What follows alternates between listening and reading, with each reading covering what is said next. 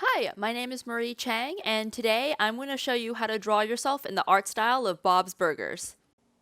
I'll be doing this tutorial on my iPad Pro in Adobe Fresco, but you can do this on paper or using your own materials or tablet. The principles are the same no matter what medium you're using. When I first start learning a new art style, I always want to pull reference of any characters in the show that look remotely like me. So in this case, I'm just going to look for as many Asian characters as I can in Bob's Burgers and just take a look at what their eyes look like, what their proportions look like. Bob's Burgers is known for a really distinct style, and oftentimes studying what's already there is the best place to start. Once I do that, I'll measure out the proportions of the design. And I like to do that by just tracing the shape of the head and then seeing how many heads tall each character is. Once I'm comfortable with the proportions, I just start sketching a really rough drawing. As you can see, this is absolutely hideous, but all of my drawings start out pretty bad, to be honest, because you're learning this new style and you're getting used to also whatever medium you chose, and sometimes the first version of it just isn't going to look perfect. So you can see here, I did that very rough sketch, and then I'm just going to compare the proportions to the existing characters to make sure that it looks like it could fit into that world.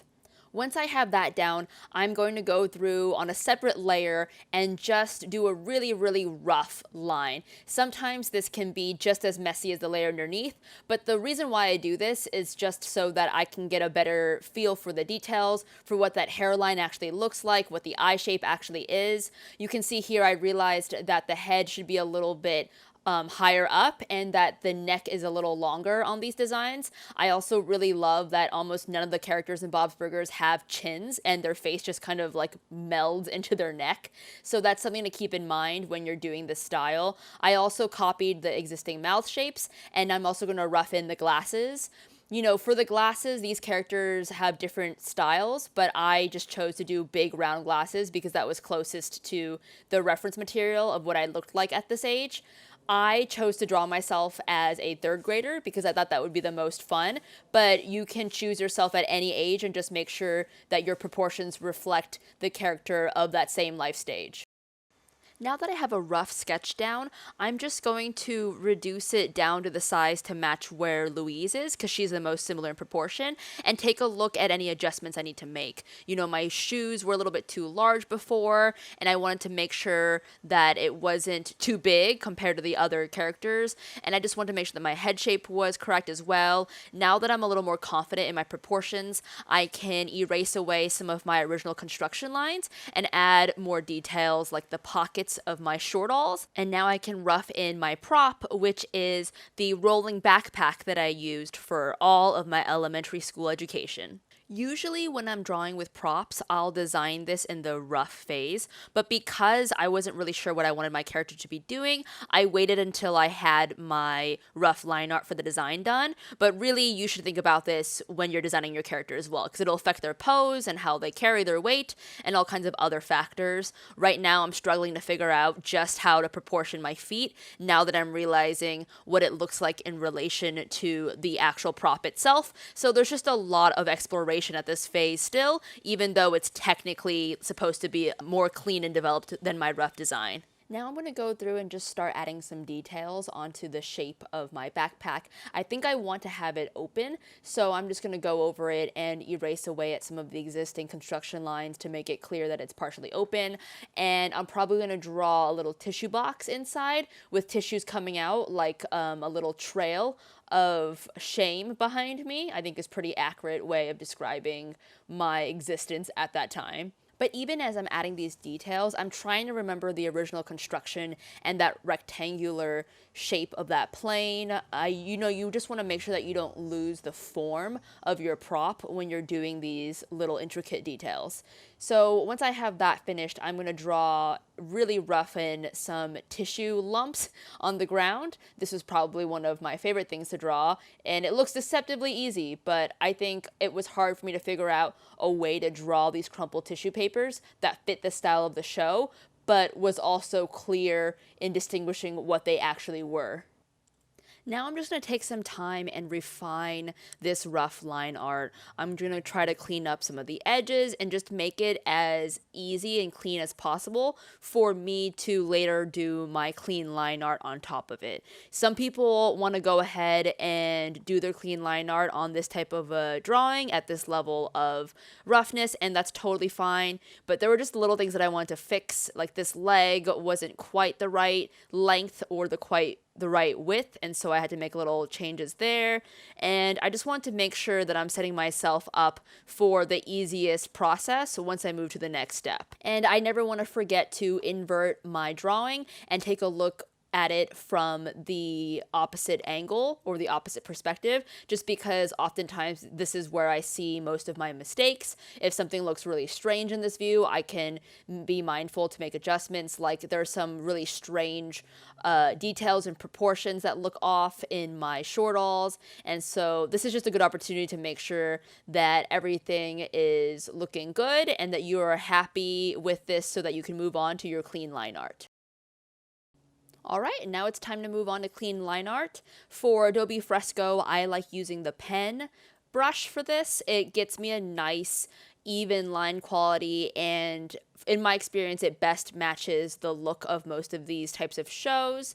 Again, you can vary it depending on the show style, but this is the one that I think works best for Bob's Burgers. I sometimes will increase the smoothness just to make sure that it's a little easier for me to get these nice round shapes, especially those eyes.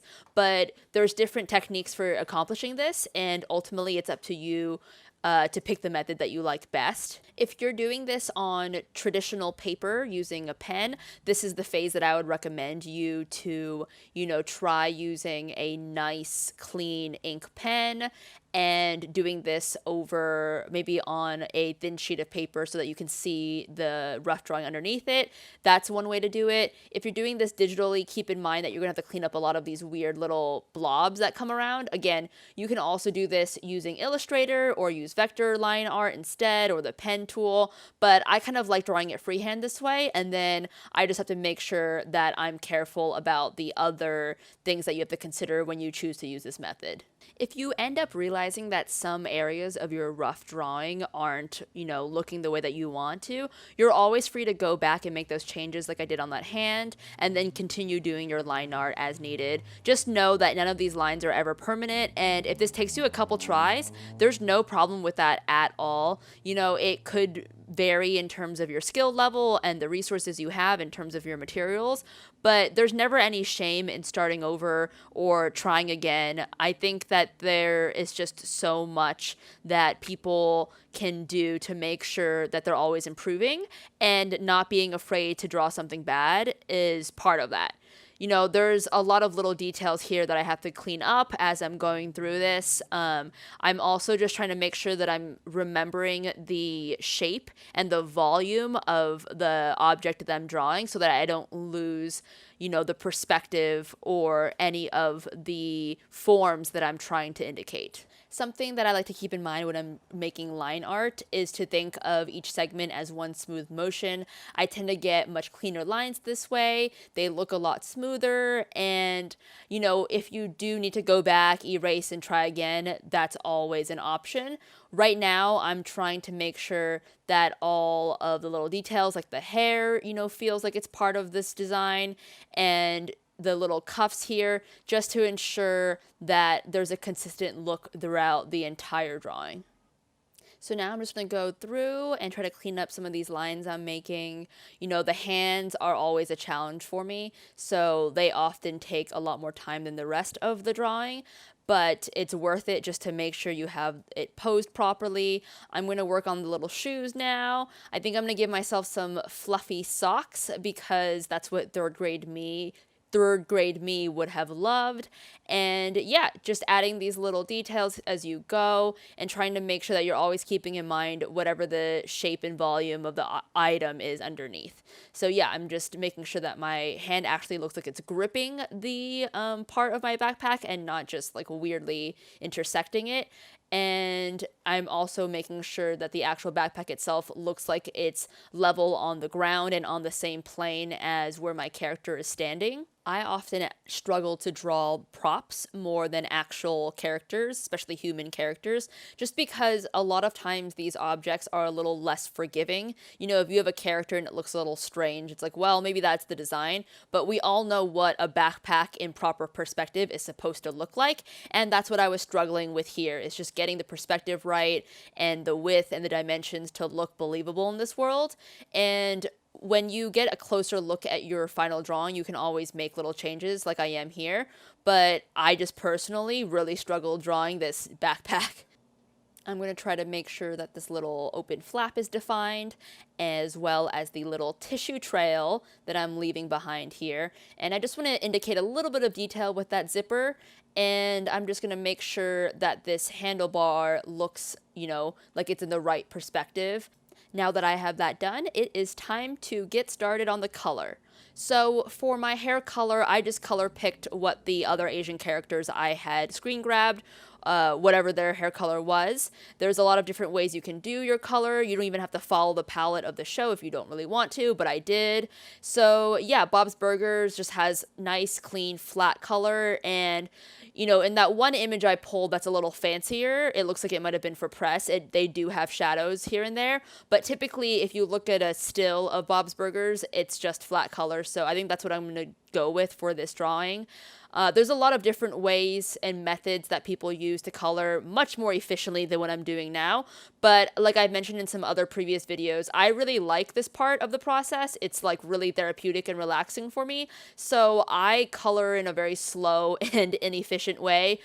This is not how I would do it if I were a professional color stylist, but I enjoy doing this, so I'm going to do it my slow way. You can, you know, use different layers if you want, which I prefer, but there's some people I know who will just do it all in one layer. I don't recommend it, but, you know, it's a free country. Also, for the glasses, I copied the way they did Linda's glasses. There's no black outline for the rim of her glasses. There's just the color itself. So that's the method that I chose. I just think that it highlights my eyes and my face a little more like clearly, as opposed to choosing to do my glasses the way that Tina's glasses are shown. So again, it's just the artist's choice, and it's really up to you what you think fits your character best. I went through a couple different explorations before I settled on this skin color and this shade of pink. Sometimes I'll do a little separate piece and just test out how some of the colors look against each other. In this case, I just went right into it and tried it and, you know, wanted to see what it looked like on the design itself. But again, there's lots of different ways to do this. I wanted to do pink shortalls because that was true to my photographic reference. And I also think it looks kind of nice in this world. You know, Louise has pink ears, but it doesn't clash too much with hers, I hope. So I just thought that this would be a nice shade to choose. I think eventually I'm going to decide to make it a little less bright. But for now, I think it's good to see how it looks against the other color choices I've made. The mouth is nice and easy. You can just color pick off of existing stills. And for my shirt, I wasn't wearing a yellow shirt in my photograph, but it felt a little dead just to have a white shirt underneath. Sometimes white just reads in a strange way.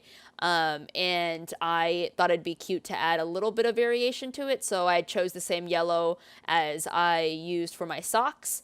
And I'm going to give myself these light pink shoes that I think look quite nice. So yeah, you know, it's coming along slowly but surely. Now I'm going to paint my backpack. I chose this purple shade because I think it goes well with the existing color palette, and it still feels colorful like something that a kid would have without being so obnoxious that it detracts from the main design. For the zipper, I just did a more desaturated grayish purple tone. This is something that I tend to do a lot when I'm doing props just because it still feels like it fits that actual item without adding so much detail and like loudness that it, again, is distracting. After I color each piece, I like to take a look at the entire image and see if there's any changes I want to make. Here, I felt like I wasn't super happy with the way that handlebar was looking. I don't know if that's even the right word for it, but it's just these props are definitely the bane of my existence. So I fixed those lines and then I went back and adjusted the colors, and now I'm just trying to find the right combination and the right the right look for this entire image. Sometimes it means trying different colors. Sometimes you just have to sit with it for a little longer and walk away from it and then come back. So whatever works best for you is the best way to do this.